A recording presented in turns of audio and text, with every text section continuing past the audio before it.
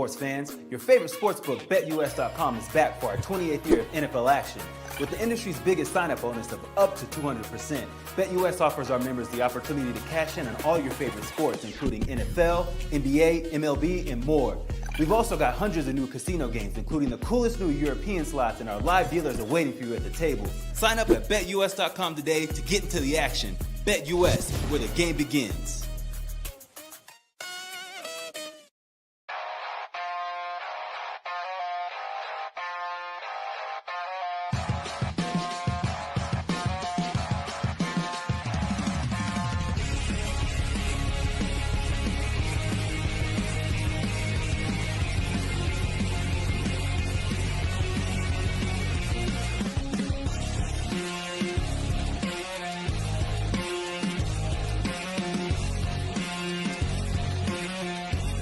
And now, broadcasting live from Las Vegas, the Snake Sports Talk Show with Jake Silva starts now.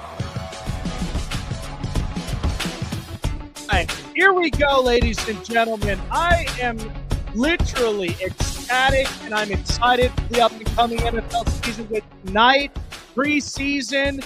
It's going to be a lot of fun from here, but we are also stacked with a heck of a lineup here tonight. Former NFL pros, Nolan, Carroll, A.J. Johnson. Coming up and onto the show, we're going to be discussing a lot of things happening up and into the NFL. Appreciate everybody for being here live from Denver, Colorado, the Snake Sports Talk Show, wherever and however you may be watching and listening. Thanks for making us part of your day. Like I said, super ecstatic, and there's just a ton of stories to really get into. But Nolan, Carroll right up around the corner here. But I do want to start with this because this has been quite a discussion going around in Cleveland Browns camp. So tomorrow, you're going to get a chance to see, and what I've been talking with everybody, including my co-host, about Shedeur Sanders. You are finally going to get a chance to see what I'm talking about when it comes to a quarterback going through adversity and is ready for his moment. And so we know Shedeur Sanders, he has had incidences where there was just speeding tickets. Okay, we were young kids. We remember that, we wanted to test out the engines and cars. It happens. I mean, these are young kids, but we all understand that there's a certain structure you want to keep them consistent in. But Shedeur Sanders has been through a lot of this. I mean, being here up in Colorado and dealing with an offensive line that hardly gave him the protection and then having to throw accurate throws as quick as possible because all these pass rushers are coming in left and right. And then to give him an offensive line with what Cleveland has, where we know Joel Bitonio is on his last year until he retires. But Shedeur Sanders, we're hearing a lot of the buzzes up and in camp. He's been outperforming a lot of all the quarterbacks right now. Even Joe Flacco, who we know is kind of on the tail end of his prime. And then there's, Dylan Gabriel, the other young quarterback they drafted, and then Kenny Pickett. And then they just signed Tyler Huntley. So Shedeur Sanders is doing the thing where most of the youngsters, when you basically are perceived something, and this happens all the time up in the media, they just will tell you, I don't really kind of like his character and style. I don't think he's going to make it up into the NFL. This is your opportunity to prove yourself. I mean, I've been saying this over and over again. For Shedeur to have a completion percentage over 70 with an average O-line at best, and yet dealing with a lot of the pressures in the Big 12 to come into the NFL. And you know what? I've been saying this all the time. Sometimes a lot of these schools that you don't hear a whole lot, like your USCs or your Bamas or your LSUs, not a lot of these big-time schools, when you don't hear a ton of that, and you get a gem like a quarterback, I mean, we've seen this all the time. Patrick Mahomes, Texas Tech, Josh Allen, Wyoming. Some of these kids have a type of adversity within themselves that they're ready for the challenge. Josh Allen wasn't perfect when he came up and into the league, but once he got involved with the right coaches, stability, structure, and then turning some of those mistakes into now completions and touchdowns, it makes a difference. Shedeur is going to be proving himself tomorrow. And I'm going to be really excited, and you all are going to see right before your eyes what I'm talking about. I think he is going to prove himself, even if he's quarterback 4 or 5 on the depth chart. That's not going to matter none. You're going to start with where a lot of these rookies are, at the bottom, and work your way up to the top. Everybody knows that. So Shedeur, I'm crossing my fingers that I don't expect him to ball out in a preseason game, but I expect him to change the narrative of what most of the media will tell you about Shedeur Sanders. That's what I'm expecting more than anything.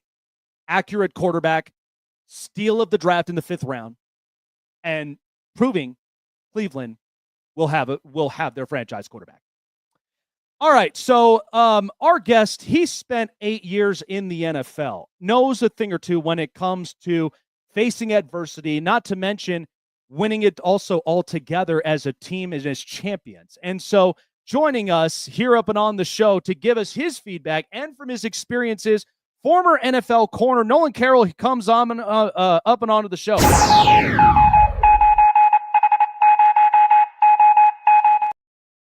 Well, Nolan, I mean, you've experienced this, coming up and into the league, right? And everybody comes from the bottom and work their way up and into the top. I mean, it's kind of got to be very well said when it comes to Shedeur Sanders' situation, because Cleveland, I mean, they got all the quarterbacks right now to see who's going to be the guy to start week 1. I think it's just safe to say when you are, just as an average person, when you are there on the spotlight and you're ready to prove yourself, you just got to go out and have fun and go be yourself and prove to people why you deserve and belong here in the NFL, right? Yeah, I just think it comes down to, really honestly, Shedeur just has to play the game. He's got to let the game come to him. He can't try and outplay Flacco, and I don't even think they're playing. I think Flacco's sitting, Gabriel's got the hamstring injury, and Kenny Pickett's also sitting, and it's Tyler Huntley and him. So he's going to get a bulk of the snaps during this game against the Carolina Panthers. And this thing he has to do is just, now he's in total control to be as free as he wants to be, like he was when he was playing in Colorado. And I think that's the best thing. He's just been so slandered ever since he got drafted, and just coming into a camp, he's a 5th-round pick, but yet you're reporting on him like he's a top 10 pick. So just the dissection of his everyday life, his every throw, his individual drills, that takes a toll on you. And for him, I think he's finally happy to just go out and play, knowing that he's going to be starting the game. He's probably going to get a full half, if not a little bit more. They just signed Tyler Huntley like a couple of days ago, so he doesn't know the playbook all the way. So it gives him a great opportunity to really get the bulk of the game and show the nation who he is, because that's going to be the highlight game of the preseason come tomorrow. So the biggest thing is to just do what he's been doing. The media will always try, and this is their job during camp, is to always dissect every single thing. But I think the best thing for him is he has been practicing well. He's been practicing well not only against his teammates, but also when they had joint practices with the Carolina Panthers. He's been doing that as well. So just putting it together is his biggest thing on Friday. And, who knows what's going to happen. They got 6 quarterbacks if you can include Deshaun Watson. So it's just a circus. His biggest thing is making sure that he's putting himself in the best position possible to either be the starter, understanding how to be a great backup, or if he's going to get traded, at least raise that value, because anything can happen. And especially with them, you never know with the Cleveland Browns. They're kind of unorganized. So if he plays well, I think he'll start to get more interest, because they see him as, a quality backup if something were to happen to somebody around the league. And you never know, it's the first preseason game for most guys, so you never know what's going to happen, for the next month leading up into the season. Yeah, no, well said, absolutely. I do want to get into the bulk of it. So let's start with the Miami Dolphins. To me personally, this has to be the year, Nolan, where everything has to come together for them. I feel like Chris Greer and Mike McDaniel, they're fighting for their jobs. And I think initially, we know what the Teron Armstead thing with him retiring was kind of a hit. So I'm not sure with the left tackle what that's going to look like. But I am a bit curious about the defense, because to me, Nolan, I'll just say it like this. I mean, I've been to Miami before, going on vacation. It's sunny, bikini season 24/7. And the Dolphins really have a lot of speed. They're like that Lamborghini that you'll drive around on the freeways, and they're built for that. But sometimes I want to see a little more of that brute strength in defense, where you're physical, you're fighting for every down, you're fighting for a possession. So, I mean, for the Dolphins, this has to be the year that they got to get this right and at least punch their ticket in the playoffs, because the AFC, it's wildly exciting. And so, this is where these guys really have to come together in this, right? Yeah, the window to get to the playoffs for the Dolphins keeps getting slimmer. For them, the hardest thing, honestly, is finding the defensive mindset to go out there and play well every single week. And for them in the back end, they got rid of all their starters and had 2 guys that just got injured the first couple of days of camp. So they're looking to find their identity in the back end. Not too worried about the front 7. I think those guys will be pretty good. I know they had some injuries last year. We were limping across the finish line, but ultimately this all comes down to Tua. Tua is the one that makes his entire offense go, and it's been very rare. I haven't really seen this as much, other than maybe Aaron Rodgers or maybe Tony Romo before he got hurt. But when an offense is tailored around the quarterback, to his specifics, to his knowledge, to his checks, that's Tua all the way. It's groomed for him. That's why there's so much speed all over the place. And you really identify it. Yes, you got Tyreek. Yes, you got Waddle. But they have a great running game as well. So stable of backs they have, even though Mostert is now departed. I mean, still got guys. The best thing is to make sure you keep Tua protected. I think when he was in camp, he was just on fire. And he has a different mindset now. And I think he understands a sense of urgency as well, too, because he's never really been this vocal. All the years that I've just being a Dolphins alum and being a part of the team, you never really seen him be that vocal as far as progressing that team to the next level. It's always been, can you produce? Or, how is your concussions? How is your health? Should you sign that contract? It's always been those type of questions. And, now he's getting on Tyreek Hill to be more accountable and being a team leader. Now he's getting on his own line. Now he's working better with Coach McDaniels and understanding, hey, what do I need to do to be better with my team? Not necessarily producing stats, because we see he can do that. So the main thing for him is understanding not to be hurt, stay on the field, be efficient. You're going to have to fight Buffalo. You're going to have to win that division with Buffalo. But also, too, you also have to compete with the Patriots. Who knows how they're going to be, but they have improved. And then the Jets will figure out how that's going to go. If Justin Fields is going to be the guy he was when he was in Pittsburgh in those first 4 games, that's why the Jets signed him, because they feel like he has that potential. So it's just more of they have to win the division first before they think about competing against Kansas City, trying to compete against San Diego, trying to compete against Houston. The biggest thing is let's try and win this division. Let's at least go 4-2 in the division. Let's see if we can win 10, 11 games. Let's position ourselves so that when we do have to play Kansas City, we got to play San Diego, LA Chargers now, if you're getting that confused. At least they have some type of home field advantage if they can, because the biggest thing that I see with, I forgot to mention Cincinnati Bengals as well, that whole AFC North, the biggest thing is understanding home field advantage. And Miami does not play well in the cold. And most of the teams that are very well are in the cold. So I think for them is to try and win the division, be seated high enough to where they get home field advantage. They have at least 1 game at home. And then from there, you see what happens. I think if they can just put on a string of good games and continue to stay in the top. And, when it comes down for those top matchups, because they have some pretty good teams that they're playing this year out of conference, if they can do well, they position themselves with more confidence and ultimately be able to get over that hump of trying to beat one of those teams from the AFC North or AFC West or even AFC South. Who knows? But they are in position. But, the one thing I do know about potential is potential always gets beat. And Miami always has the potential, but they've never been able to put it together. So answering your question, yes, this is a pivotal year for them. And if they can't produce, honestly, I just don't see Mike McDaniel being there for the entire season if things start to go awry. I think if they lose 3 or 4 games, you start questioning upper management. But, if they can get it together and do what they need to do and execute consistently, I think they'll be pretty good this year. I agree. So let's shift to the Super Bowl champion Philadelphia Eagles. This roster from top to bottom, and just the management in itself, is just so well run. Howie Roseman and Jeffrey Lurie. These guys, professionals, they understand it and they know what they're trying to build. Yeah. Last year, I'd said this on my show, was when I watched Quinion Mitchell play as well as he did coming out of Toledo, I went on the record. I said, this guy reminds me of when Tariq Woolen came in as a late rounder and he was just a ball hawk. He was everywhere. He got great coverage, a guy that, really, really read the receivers one-on-one. And then you pair him up with someone like Cooper DeJean. And it's like this Eagles secondary and even just playing alongside with it. You've played on a really great defense, even in your tenure there in Philly. But, this is a strong culture, and they're all about physicality.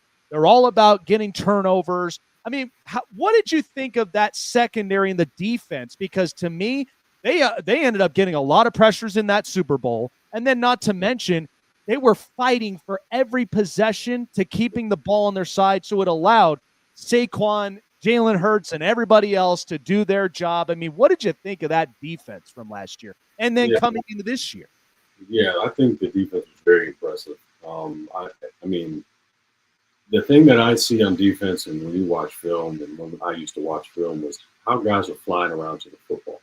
What was their tenacity? What was their pursuit like? What was their communication like? And I did an interview last year about them, and the one thing that I noticed with Cooper and Quinn is they were communicating pre-snap. Like guys were constantly communicating, and it's hard for young guys. I know, especially for me, if I was getting locked in, I'm locked in. Sometimes you forget to communicate, but it was just across the board. And, they had vets that were just helping. CJ, Big Play Slay. I mean, Blankenship, making sure guys were just always communicating.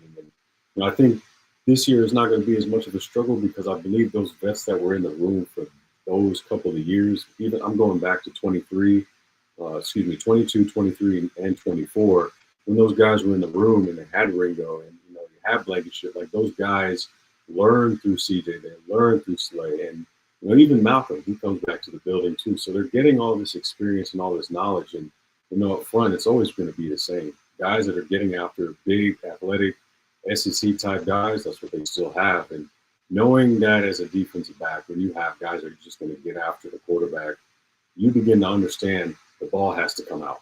Whether it's a deep shot or whether it's quick game, it's got to come out. And the best thing that I would say about their defense has the linebacker play has been amazing. I mean, Bond was amazing, and now to get Campbell, draft him in the first round and pair him with Bond, then you got Nolan Smith. I mean, the combination of young guys that they've been able to incorporate in this defense and get them playing early, the Eagles were looking long-term here. They weren't looking for an immediate fix.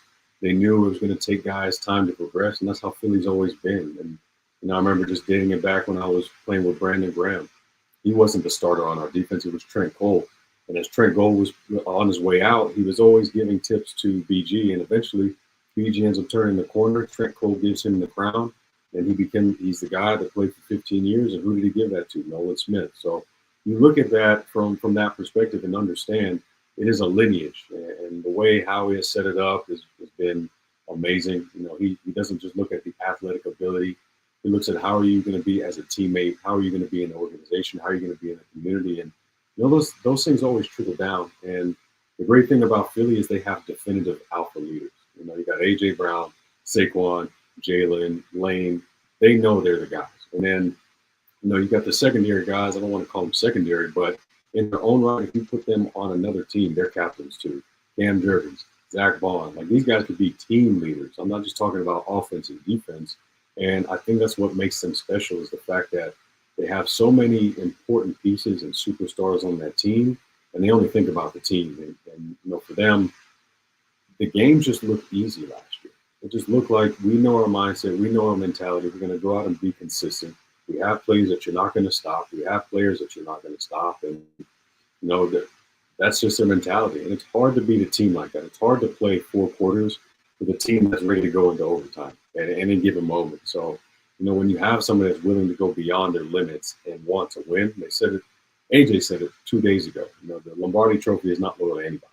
And, Jalen is saying, I don't wear my ring because that was last year's accomplishment. Their mindset is already on this year. And when you have people that can think that way, it's going to be very dangerous for somebody to stumble. But I will say this, you're going to get everybody's best shot every single week. And that's what's going to be the test for Philly. Everybody knew from, 22 was a letdown. Going to 23, they ran out of gas. Going to 24 was redemption. Now 25, it's the target on your back. And how are you going to respond when you do have a game that's bad? How are you going to respond when you have a couple that's bad? So I think for them, that is the main thing is understanding last year was last year. We're going to get everybody's best shot no matter what the record is. And they come out of that in a tough NFC. I believe they can make another run again because they do have the most important piece. That's the quarterback, running back, and they have a great defense and a great coaching staff. And when you have that all together, they're playing as one, it's really tough to beat.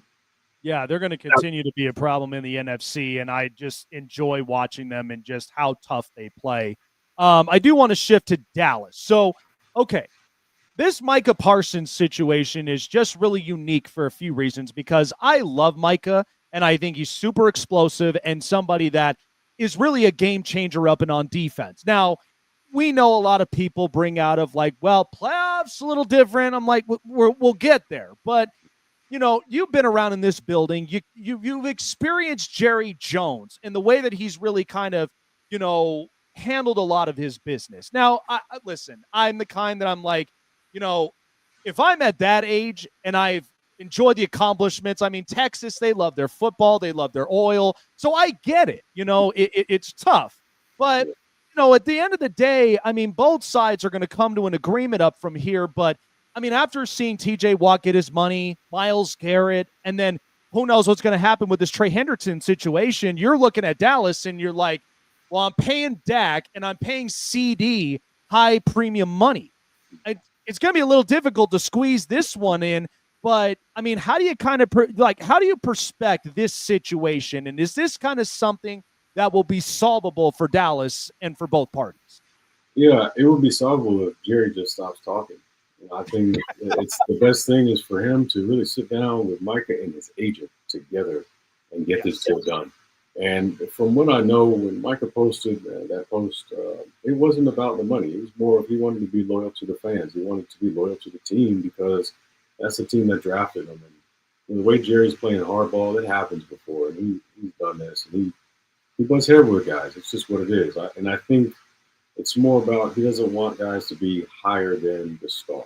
And when you look at the situation with Dak wasn't really in the media talking about getting a contract done. He just said it'll get done when it gets done, and it got done. And same thing with CD. It got done when it got done. And I think the thing with Micah is, yeah, you voice your frustration, rightfully so, because you want to be there. It's not like you want to leave or they're trying to force you out. It's just more it's business, and they're playing hardball, and this is really the first time he's experiencing this because he's a first-round pick. He didn't have to worry about it. The way he was balling was just immediate success. And, the fact of them trying to say, well, in the playoffs, everybody's different in the playoffs, and they know you're the guy. So guess what? You're going to get doubled, and they're going to try and find something else. And they have a season of work to understand what your tendencies are, what they are, what worked well, what doesn't. So getting to the playoffs, you can say, hey, try and turn it on. But would you say that about Michael Strahan when he had UC and Miura and he had all those guys? No, it's just, hey, if he's doing that, other guys got to step up. He can't do everything. He lines up everywhere on the defensive line. He even drops it back in coverage. So he does everything that you want him to do. And it's just, I'd say it's just like that. It's a circus there. And it starts with the head honcho, and he's the guy that calls the shots. But, hopefully if he truly wanted to win, honest in my opinion, he would have tried to find a way to pay him. He'd have tried to find a way to make it work behind the scenes, make Micah understand, look, I'm going to get it done. It's just whether it might be a salary cap, might not have the numbers. Number might be too high. And they're like, hey, look, we got to find a way to get through this. And it's more on us than it is you. But if you trust us, we'll get it done right. And we'll say that in the media. All those things could have been avoided. And I've seen it with guys that have had contract disputes and situations.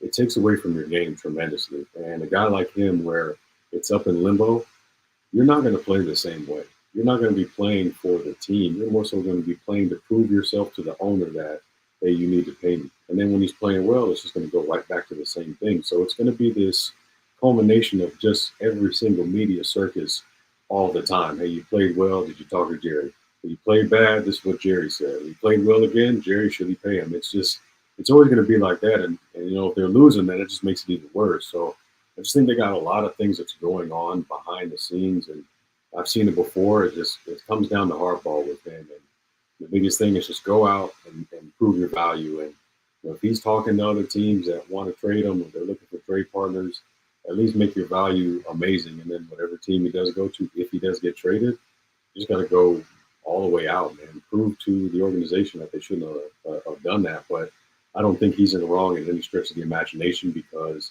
he's given us a timeline and he's been very patient. A lot of the questions about his contracts going at the end of last year, he's quietly just said, you know what, I'm working with Jerry. I'm trying to get it done. So hopefully they do get something done in the season. But if that conversation has been severed, he just has to go and play at this point and prove his worth.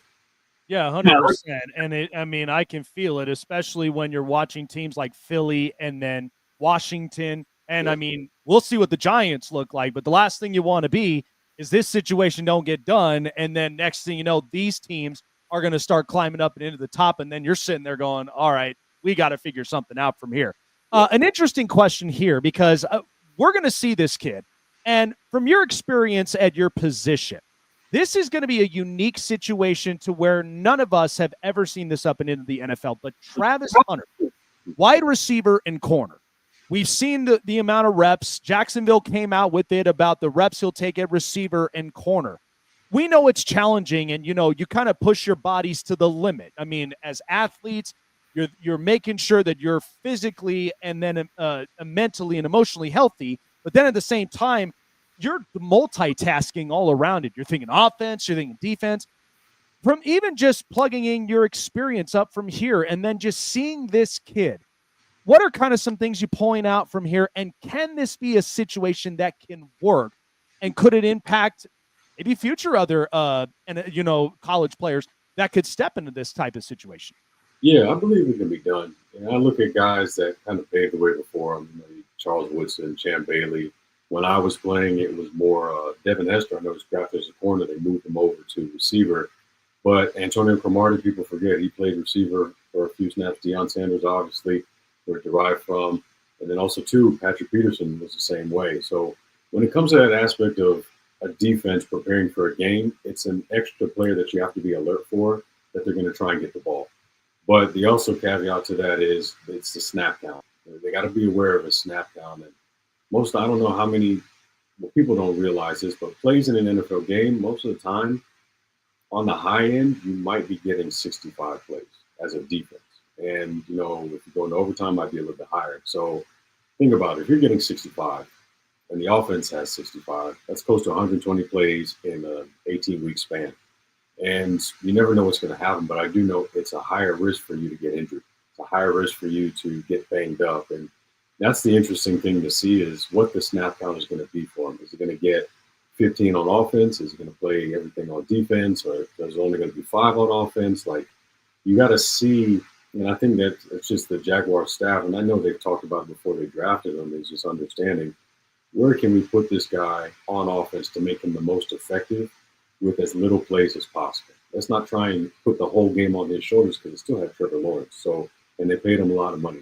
So at the end of the day, the game has to ultimately go on his back, and they got to find a way to get their star players the ball. And, if you can do that in 10, 15 plays and he can still be effective on the defense and also get the ball back because he is playing corner, I mean, that's twofold. That's an impact player. And I think if you see it work well this year, there's going to be more people that are going to be looking for those guys. I coach here now in Jacksonville. I'm able to see them, but also, too, when I'm recruiting, guys are more two-way players than you believe. And I think because they have more confidence now, knowing that the load on them, they're able to do it.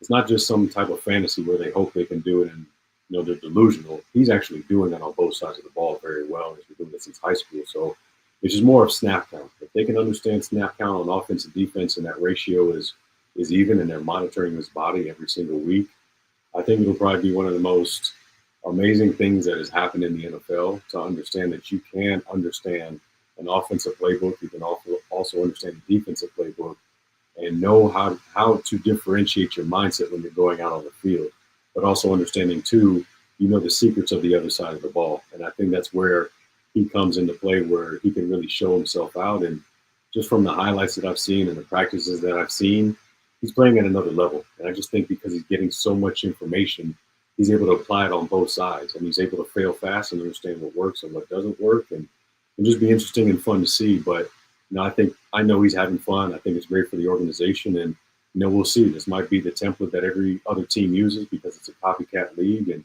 if he has success, watch other teams start looking for guys like Travis Hunter. Absolutely. So, last question here, and I'm glad that we tapped into it. Mentioning about coaching. I mean, I got to ask you because it's got to be one of the best feelings, personally, to where you left everything on the field for 8 years. to still be on the field and then to share your experience from a coaching aspect. I think it's fantastic.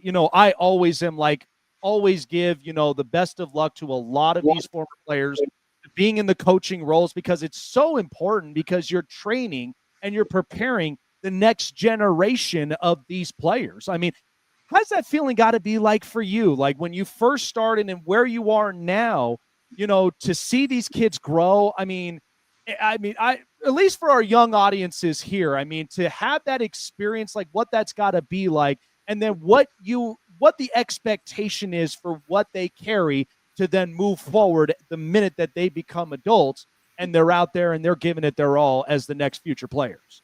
Yeah, for me, I never wanted to coach. By the way, I just saw the demanding hours outside of practice and being in the building, because I was in there for 15 hours. So I could only imagine coaches. Some coaches sleep in their office. Some coaches not getting home till midnight.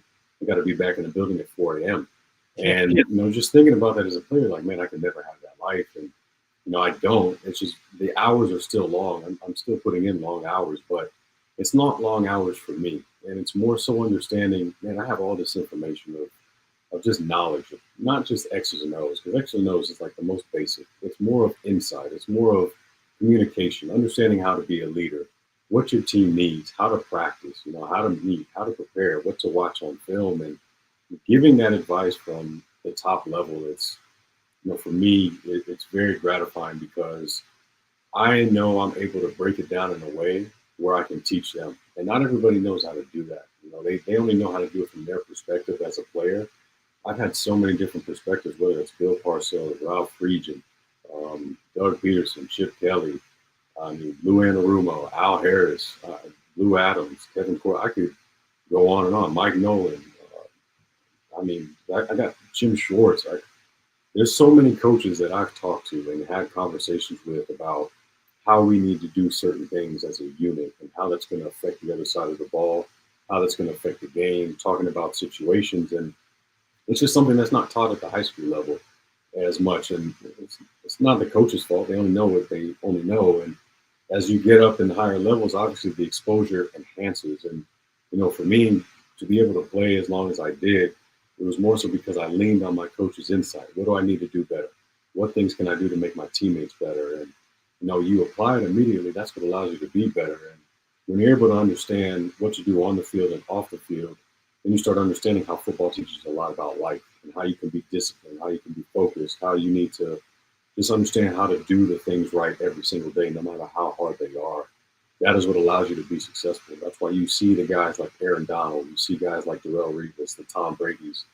People think they just get out of bed and they're just athletic. It takes practice. You have to understand your technique. You have to understand your limitations. You have to understand what you need to do to overcome those limitations. You have to know how to push your limits all the time. And you have to know also too that when you do fail, learn from it. It's not the place that you're going to stay. You have so much more potential ahead of you. And those are the things that I like to give back to those kids, because the gap between being great and then just being legendary is not that much. And it comes down to the most simple things. It's not being a 1,000-yard receiver.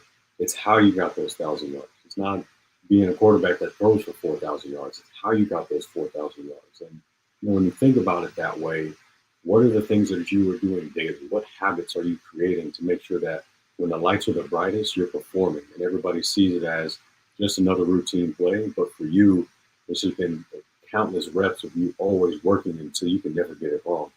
And when you teach them that way, it's like the light bulb comes on and they start fulfilling their potential. And, Ralph Friedgen, like I was mentioning before, potential will get you beat.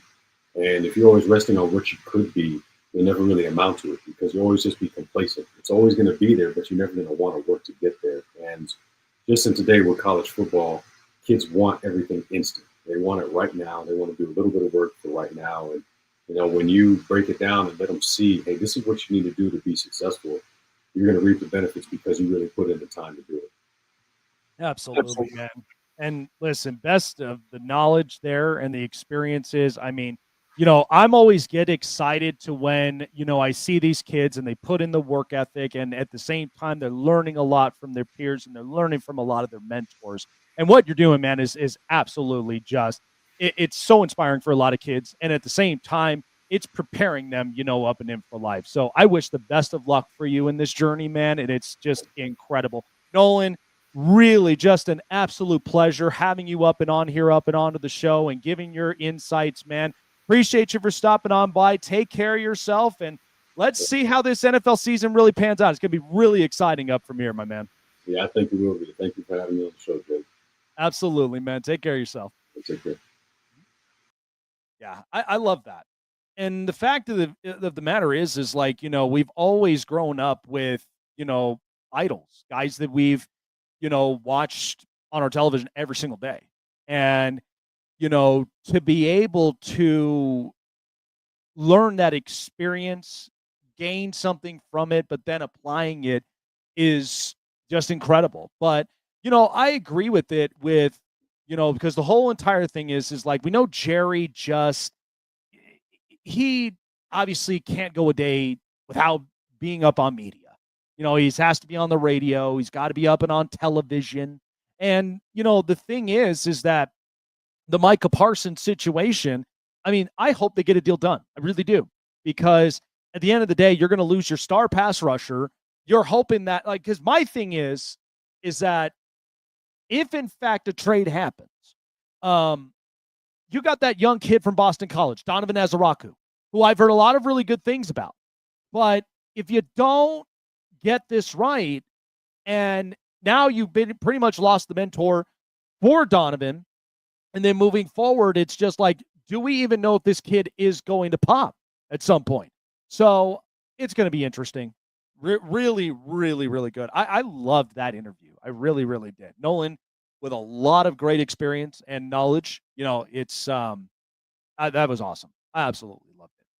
All right, good show. I had a lot of stuff to talk about up from here, folks, but we always leave our mark here on the Snake Sports Talk Show, and much like a company that leaves their mark since 1953, Maker's Mark has become arguably the best tasting Kentucky straight bourbon for years. And they've left their mark in arguably the best distillery. And once you pour up a glass from their aging cask and the flavor, distillery, everything, a remarkable craft as to why Maker's Mark has left their mark in the Kentucky straight bourbon industry. And much like here, we all love to leave our mark somewhere. Find it and leave your mark with Maker's Mark. Enjoy responsibly, 21 and over. Leave your mark with Maker's Mark. Grab yourself a bottle at your local store.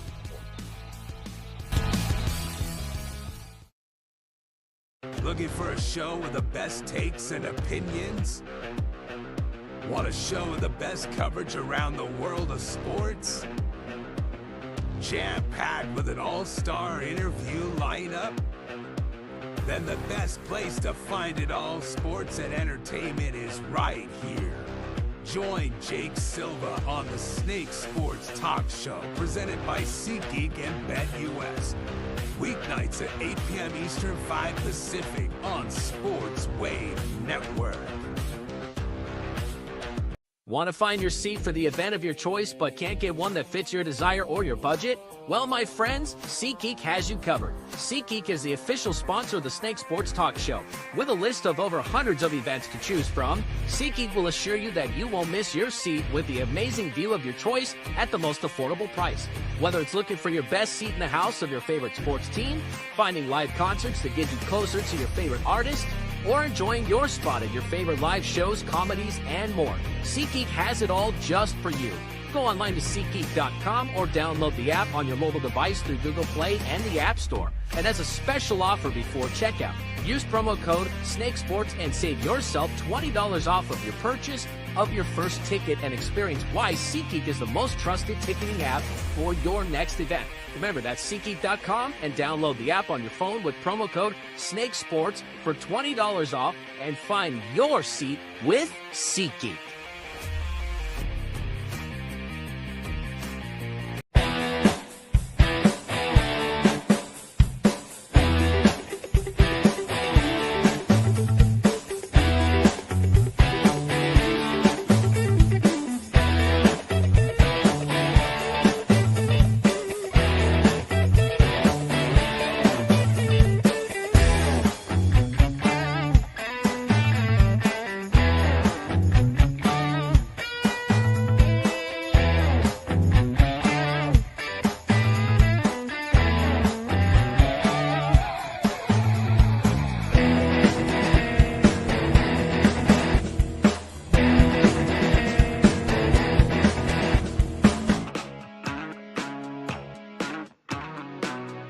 All right, so we know, the Dallas Cowboys are dealing with their situation with Micah Parsons, but another situation like we talked about in the last couple of days has been Terry McLaurin and the Washington Commanders. I've been telling everybody, look,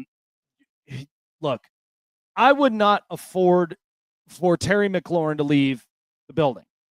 Okay, I'd pay him. But I know a lot of people are skeptical about it because you don't want to pay him the hefty amount of money and feel like that you're going to be trapped on it afterwards.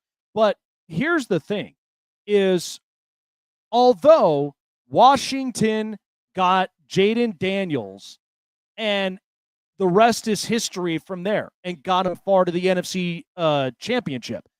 But the only thing is that Terry McLaurin, before JD got there, he dealt with so many other quarterbacks and yet still found a way to be a mentor. And at the same time, I mean, you got to think about this. Terry McLaurin was a third-round wide receiver, okay?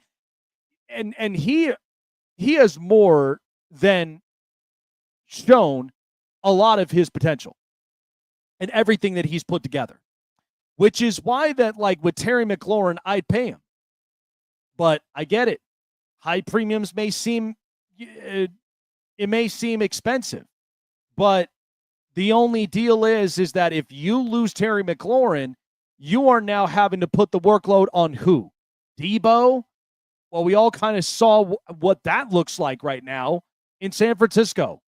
And it honestly, it's an interesting situation. I feel like this could be solvable, but if a trade really does happen, then Washington, we know that they are getting, we know that they're obviously going in the right path. And this happens with a lot of teams. You'll feel like you're going up and into the right path, and then all of a sudden you have this fork in the road, and then it might change a bit. I mean, look, Jaden Daniels, I mean, it's a godsend for them. They were able to get their franchise quarterback after the last few quarterbacks they've dealt with in years, and then having to deal with Dan Snyder. Okay, so we know everything's uplifting, and it feels like it's on cloud nine for Washington fans, but you got to get this together. You got to end up getting this right. So if something doesn't quite happen, that's just going to be harder for Washington more than anything, and especially when you're dealing with Philadelphia, who clearly is going to continue to be a pain in the butt in the East. So I don't expect this to really linger on for very long. But it is certainly something that's going to be really, really interesting in the coming days. But I think they'll definitely get a deal done from here. Let's go ahead and tap into the news. And now, here we go. Hey, everyone, it's story time. This is the Hot Press. All right, so we got some news up from here, fresh out the Hot Press, and not good as we look at the Indianapolis Colts. It is already 21-9 against Baltimore. The Ravens are winning this here in halftime in preseason, but the story that happened that broke is quarterback Anthony Richardson departed from the preseason game after sustaining a finger injury in the first quarter. No timetable as far as a return at some point, but Daniel Jones is going to end up taking over at quarterback. And the play basically came out when David Ojabu ended up coming up with the sack, and I think it was just right up in an awkward position right on the finger. And so Anthony Richardson, he's hurt. He's going to be sidelined. This is just unfortunate for this young quarterback because they're hoping that this kid really does well, this year. And it's just really, really difficult. I don't even know how they're going to end up dealing with this, but it sounds to me Daniel Jones is going to be the nod, and he'll be the one up at quarterback. So we'll see. Colts will be looking interesting up in this. So another impactful hit as we're going on to the LA Chargers, and this is a hard hit up from here. But the LA Chargers had announced up at camp that the Chargers left tackle Rashawn Slater ended up rupturing a patellar tendon and is now going to be out for the entirety of the 2025 NFL season. This is tough, man, because the Chargers, they just paid Rashawn Slater and now suffering a ruptured patellar tendon. I've even got a chance to listen into the doctor that was talking about this, about a ruptured patellar tendon, and said usually a lot of players, percentage of them, don't quite have the same form when they come back. So that is going to be interesting. So Jim Harbaugh and company, I know they're thinking of it, but they're not completely drowning their heads in the situation. We know that they're going to be moving Joe Alt to left tackle, his normal position that he had at Notre Dame when he first got drafted, and they're going to move Trey Pipkins to the right. So it sounds to me that the offensive line will start with Alt at the left, and then probably mixtures of Jamari Salyer and Zion Johnson, then going Bradley Bozeman, the Mekhi Becton, and then right there with Trey Pipkins. So this is why, this is, first of all, the reason why the Jim Harbaugh drafted Joe Alt in the first place is because they take offensive line seriously. Once your star offensive lineman goes down, it's hard to at least for depth piece, to fill in the hole. That's why they drafted him, because they did not want to be in the curveball where now they're without their left tackle, and this is not going to work out well. So, and so that's the thing. And I do believe the Chargers are still going to be a threat in the AFC West. But it is going to be harder without Rashawn Slater involved. Really wish the best of luck in recovery. This is a difficult situation in an injury. You don't wish this upon anybody, but it really does. It really is depressing, to see that he got his payday, and then to go down with an injury and not being able to play this year is hard. Really, really hard. Final news story here. So we're shifting up to Pittsburgh because right now there's some activity that's been going on. And this is involving four-time All-Pro defensive tackle Cam Hayward, who is seeking a raise in a defensive market that has experienced a reset this offseason. Hasn't fully participated in practice yet this summer as he awaits a restructured contract that has not gotten done. So Hayward didn't dress for today's practice and declined interview request through a team representative. He has 2 years remaining in his contract, with $14.75 million this season, and there's $13.45 that of that already have been earned as a roster bonus that'll be paid over the course of the season, and then $14.5 in 26. So this is why when I look at Pittsburgh, this is just an interesting situation here, because as much as I love I love this defense and how it's all put together, but they're kind of stuck. And in my opinion, they're once again becoming the team most paid on defense. Not entirely sure how they're going to attack the situation here, but to me, it's hard. I don't know how they're. I'm not quite sure how this is really going to go about for them. But we know Cam Hayward not getting any younger. And we know, too, that, there's other players. In fact, you got the kicker, Chris Boswell, asking for a raise as well. So what is going on? So Pittsburgh, they got an interesting thing. I'm not entirely sure. I think this is just going to be hopefully something they'll get done. But like I said, man, I don't know. I don't know how this is honestly going to end up. I don't know how it's going to end up looking like at some point, with all this. But hopefully they'll figure this out. But Pittsburgh, like I said, I don't see them becoming a playoff team. I think this is probably going to be their step back year. So it will be interesting. All right, that's the news. And now, here we go. Everyone, it's story time. This is the Hot Press. All right. I do want to discuss this because, going back to the Chargers situation, so we know that they're losing Rashawn Slater, the left tackle, for the entirety of the year with a ruptured patellar tendon. It's a crushing blow. But at the same time, the Chargers, this is why they drafted Joe Alt, because naturally played left tackle in college and then moved to the right tackle because Jim Harbaugh loves versatility. And these are offensive coaches who get offensive line. Okay? You could figure out the offensive line. When was the last time Mike Tomlin ever figured out an offensive line? I mean, you watched how a bunch of other teams or other coaches have tried to figure out offensive line. Defensive coaches tend to be defensive. And at the same time, you can't figure out offensive line right. That's going to take a toll on your quarterback. And it's going to take a toll on your offense completely, because you won't even be able to score up the amount of points that are scored on an average because the pocket's collapsing. So, but we know the Chargers added up firepower when they ended up signing Keenan Allen. And so now he's back in the building for the Chargers. And what an exciting time, because this is a veteran receiver to mentor a lot of the youngsters like Keandre Lambert-Smith, who you saw in the preseason on last Thursday, and then watching Ladd McConkey. Everybody's all looking at that relationship, and the two of them, they're just basically alike.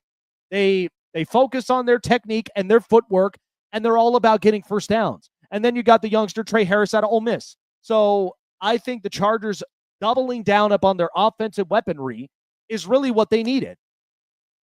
But we know that, like with the offensive line, this is why they went and addressed it in the first place. This is why I say this to my wife all the time when it comes to camping. I would rather go with than go without. These coaches and even Jim Harbaugh do the same thing. I would rather go with a hefty lineup of offensive linemen than go without, and now my quarterback's hurt, and then I can't figure out the rest of the offensive line, and now we're just stunk. That's literally what a lot of these coaches do. Sean McVay was able to figure out an offensive line. Sean Payton figures out an offensive line. I mean, you look at it. A lot of these offensive coaches, 9 out of 10 times, will figure out offensive line. I mean, that's just the way they get the name of the game. But I just feel like, with Tomlin and with a couple other teams out there that I haven't seen them really pivot a lot on their offensive line, just literally leaves me questioning what in the world are they going to do? I don't know. But I do know that it's a situation nobody ever wants to be in. I don't ever want to be into a position to where I leave out for vacation and then now,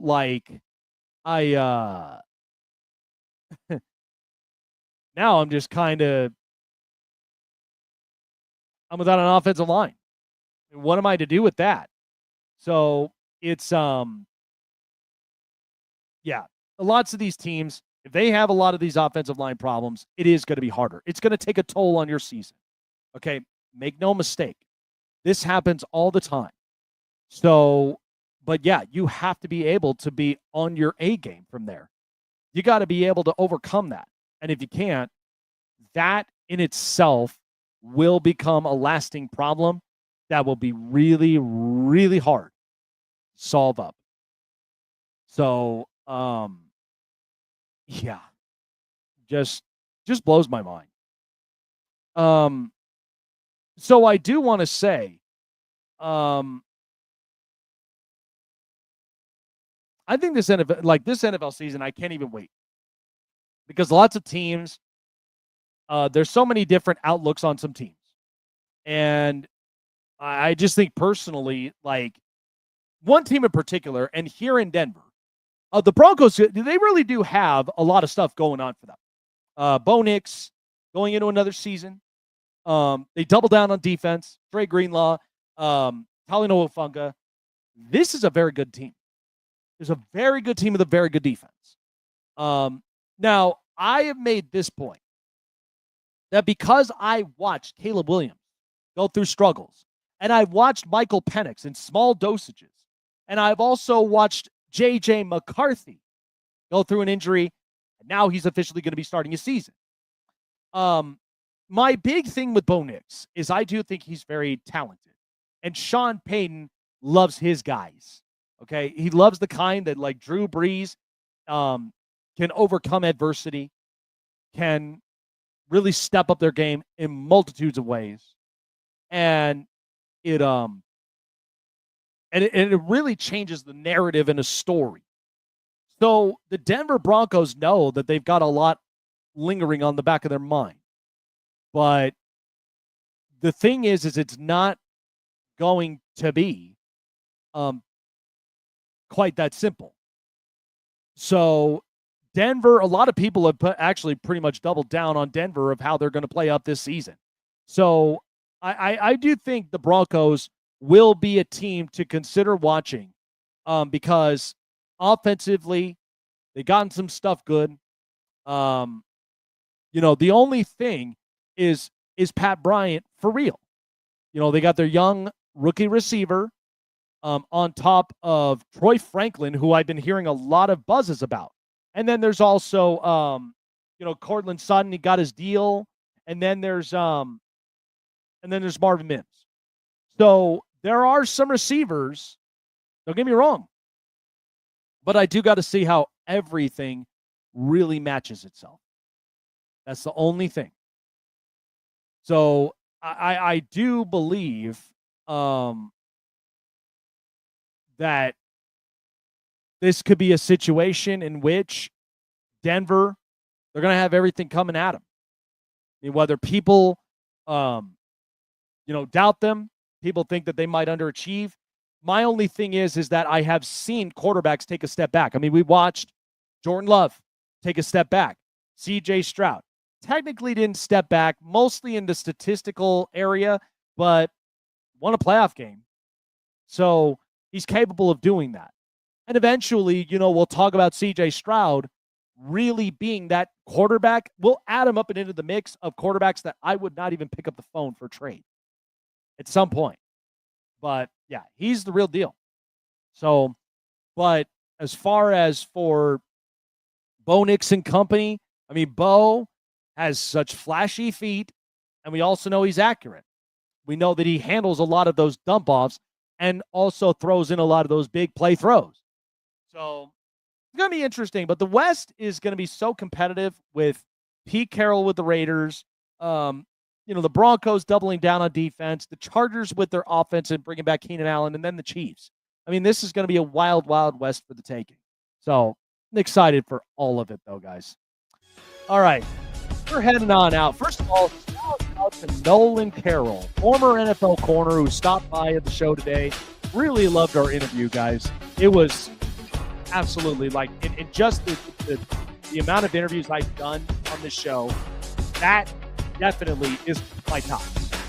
That's definitely one of my top. Appreciate him for coming on by and talking some football with us.